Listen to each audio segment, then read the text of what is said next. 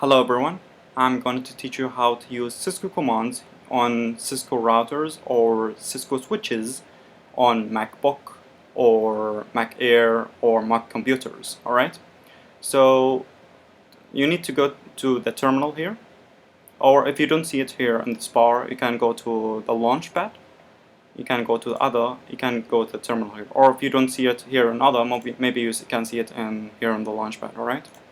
So let's back here to the terminal. We need to specify how to get to the Cisco commands, alright? So type cd space /div, enter, then ls space -l, then this symbol, then grep USB. Then you can see the second one, this one. Before you type it, type screen tty.usbserial, then -14130, then specify the default speed. It's preferable that you use it so that that you can use it. So let's put enter, then we can get to the Cisco switch commands here. Alright, so let's try to say show IP interface. So here we have an IP address of 192.168.1.12/24.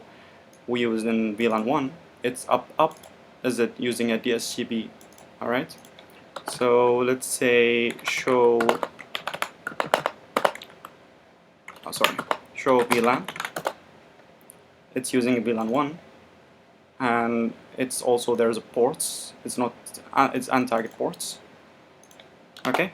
So only we use VLAN 1. We can use many VLANs as you want, but in this one we use only VLAN 1.